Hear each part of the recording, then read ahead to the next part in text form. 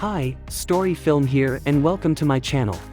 Today, I am going to tell a story about the 2016 American superhero movie based on the Marvel Comics character of the same name called Doctor Strange. Before we begin, get yourself something to eat and drink, find a comfortable place, and enjoy the story. The film begins in a place where a man is working alone. Suddenly, he is surrounded by a group of people and tied up with some kind of energy rope. A man named Caecilius came and beheaded him.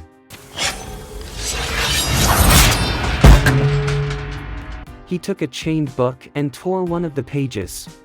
A mysterious person in a yellow robe appears and for some reason, Caecilius decides to flee, followed by his followers. The mysterious person manages to trap them by bending, folding and reshaping the streets and buildings of the city. Clearly the mysterious person is not just any human. Caecilius and his men attack the mysterious figure, but what are their chances of winning when they are up against someone who has the power to change reality? However, Caecilius and some of his men manage to escape through a portal he created.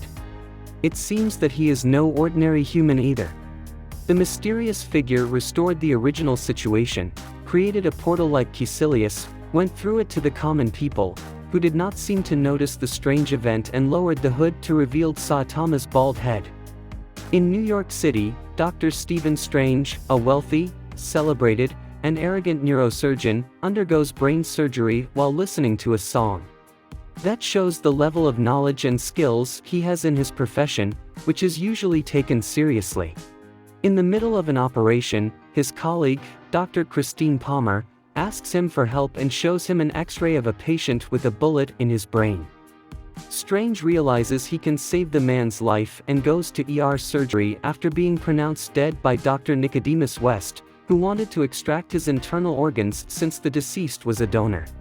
In the operating room, he demonstrated his impressive hand control by manually removing the bullet, thus embarrassing Dr. Nick, who announced the death of the deceased. Later, Strange and Christine joke about their relationship, and she refuses his request to go somewhere with him. That evening, Strange changes in his expensive condo, chooses from a drawer full of high-end watches, and then speeds out of his condo in his Lamborghini Huracan. While driving, he gets a call from someone who wants to give him some cases, but he only wants difficult, interesting cases to maintain his reputation. Distracted and driving recklessly, he crashes and the car plunges into the river. As his car is wrecked, his hands slam into the dashboard. Later, he was found and taken to the hospital, this time as a patient, and Christine was there when he woke up, badly injured. He cannot believe it when he sees the condition of his precious hands, the same hands that helped him to his fame as a neurosurgeon. After various treatments, both his hands slowly healed, but remained stiff and shaky, almost unable to do anything, let alone as a neurosurgeon. One day he gave up, thinking his life was over. Christine tried to encourage him, but he was depressed and spoke words that hurt his feelings. That day he lost not only his career, his fame, his hands, but also his girlfriend who stood by him all the time. A few days later, he hears about a man named Jonathan Pangborn who has inexplicably recovered from hemiplegia, a half-body paralysis. Wasting no time, he finds Pangborn on the basketball court. Jonathan Pangborn, C7-C8 spinal cord injury, complete. Who are you? Paralyzed from the mid-chest down, partial paralysis in both hands. I don't know you. There, he saw with his own eyes how a man who had been declared paralyzed moved as usual. He asked Pangborn how he had recovered from the paralysis, and he replied, somewhere in Kathmandu, Nepal, at a place called Kamar-Taj. Feeling that this was his last effort, he spent his savings and set out for Nepal. There, he asked about Kamar-Taj and wandered the streets to find the place. When he arrived in an alley, he was attacked by robbers and later rescued by someone. The person who rescues him hears that Strange is looking for Kamar-Taj and takes him to the place. There, he tells Strange that his name is Karl Mordo, and before they enter, he says, "Forget everything you think you know." Inside, he mistook the seemingly great man for the Ancient One, whose owner of the name was actually pouring tea into his cup. With that bald head, we know now who the mysterious figure earlier was. The Ancient One seems to know all about Strange and shows him a picture of ancient treatments. He doesn't believe all this and starts to insult them. She then introduces him to an alternate reality where many hidden universes and dimensions can be harnessed for power and mystical guidance. Strange's arrogance finally breaks down and he asks her to teach him. No. He was thrown out before being pulled in as a part of newcomer ragging. The next day, he starts training and slowly learns how to open gates, but he had difficulty doing this because of the condition of his hands. The Ancient One says the arrogance in him is the cause, not his physical condition. She then took him to Mount Everest and left him there to try to return alone.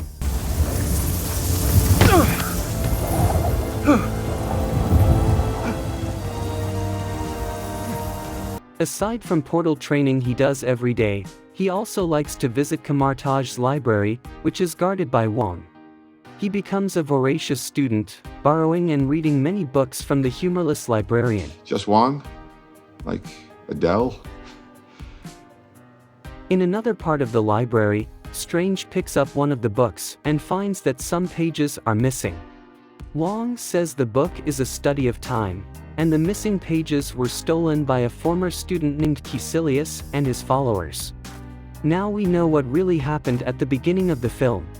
Day by day, Strange gets used to his new life, and today he goes to the library to borrow a book from the unsmiley Wong.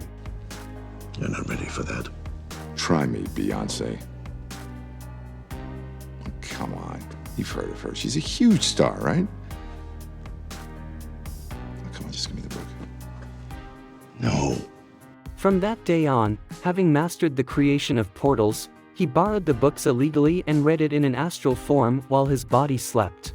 One day, during combat training, Mordo shows Strange a magic staff, a relic that can be used as a weapon, and says that relics must choose their user. He also tells about Caecilius, one of the strongest sorcerer and a former student of the Ancient One.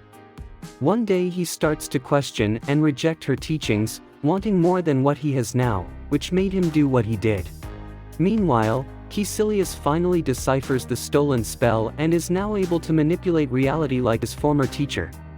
One night, Strange went to the library. He took a book whose pages had been torn by Caecilius and read it. He saw in the book a picture that looked like the object in front of him. After making sure Wong wasn't there, he put it on and activated it.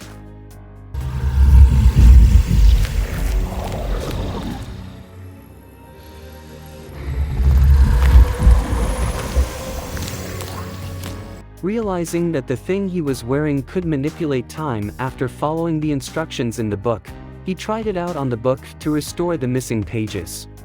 He had just time to read the words Dormammu when Mordo and Wong came to stop him. Mordo says the thing he is wearing is a time-shifting pendant, the Eye of Agamotto. He also tells him that it is forbidden to use time spells, as they can cause time loops in which the user can be stuck in forever. Wong said they are part of a secret group that saves the world from enemies in other dimensions and universes. There are 3 sanctuaries, in London, New York and Hong Kong, where the group watches over the world. He also tells more about the history of Dormammu, that he is a pure evil being who wants to conquer all known worlds. Suddenly, Caecilius!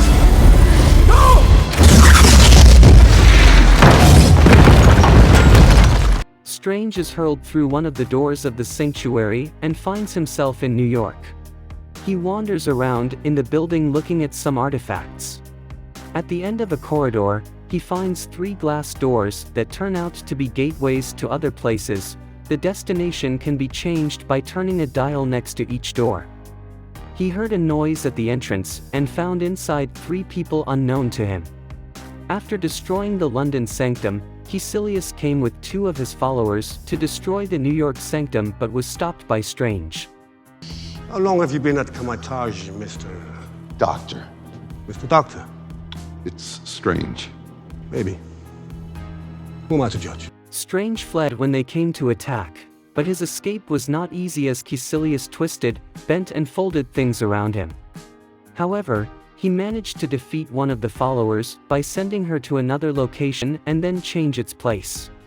Another follower used Boyka's technique to fight Strange, but eventually he is thrown by him into the Amazon jungle. Well, probably. Now, Strange is chased into the artifact room by Caecilius and fights there. He almost loses when he is helped by a cloak that can move on its own and wraps itself around him. With the help of his new friend, he manages to defeat and restrain Caecilius in an ancient fetter. Strange later knows his name and Caecilius realizes that Strange is actually a doctor. They converse about the Ancient One and her longer life. Caecilius claiming that the Ancient One has achieved her long life using powers from the dark dimension. Suddenly, Strange is stabbed by a follower who returns from the jungle. The cloak saves him again by wrapping the attacker's head. Strange takes this opportunity to open a portal to the hospital where he used to work and asks Christine to treat his injuries. As he leaves his body in astral form to help Christine, the follower also frees himself in astral form and finds Strange in the hospital. In the room, two ghosts are fighting, piercing everything with their disembodied existence. With Christine's help, Strange shocks him with a high-voltage defibrillator, killing him for good. After his wounds were treated and he apologized for his blah blah blah, he returned to the New York sanctuary and met with Mordo after finding Caecilius has escaped. He tried to tell Mordo what Caecilius had told him about their teacher, but as a faithful disciple, Mordo wouldn't believe him. Their quarrel stops when a noise is heard and Caecilius returns with more of his followers and is about to blow up the building when Strange locks them all in the mirror dimension where the real world cannot be affected. Who's laughing now, asshole? I am.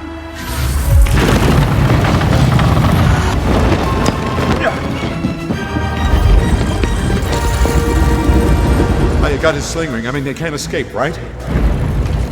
Strange and Mordo try to escape by opening the portal, but Caecilius prevents them from doing so by folding, bending, twisting, and turning reality at will. Caecilius succeeds in capturing Strange and getting back his sling ring, and just as he is about to end Strange's life for the second time, Ancient One came to the rescue in an epic appearance. Mordo had to admit about what Strange said when he saw the mark on his teacher's forehead. Caecilius shows himself upgraded by attacking with his new skills, but the Ancient One reminds him who the boss here when bouncing back his attack. However, she is eventually stabbed by Caecilius, who sacrifices his follower and kicked her out through a portal that makes her fall from a high place.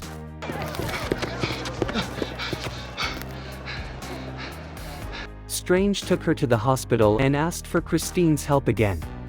Feeling something was wrong, he came out in his astral form and followed his teacher's astral.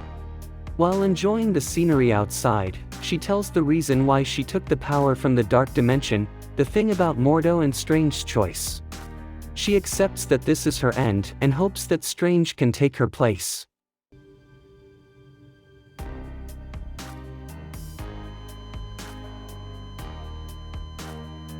After figuring out what to do next, he returns to the Kamar-Taj, where Mordo expresses his disappointment about their teacher.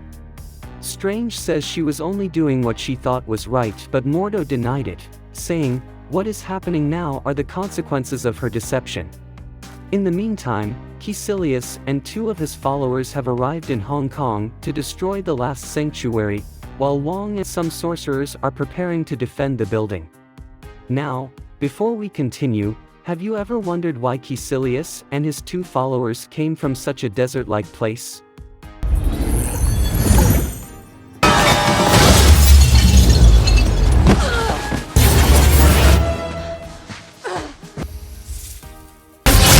Strange and Mordo arrive in Hong Kong, but they are too late. Dormammu's dark dimension spreads from the sanctuary site and the destructive force envelopes the city.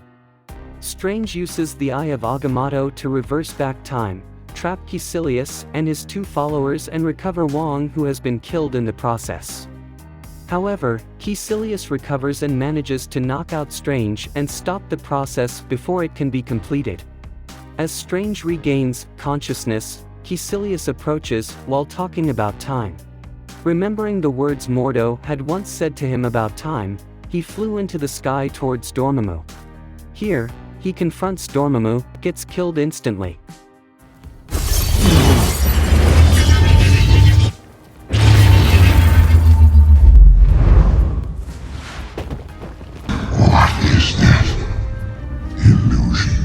No, this is real.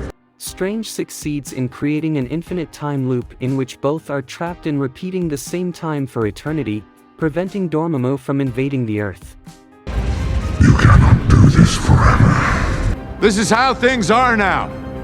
You and me, trapped in this moment, endlessly.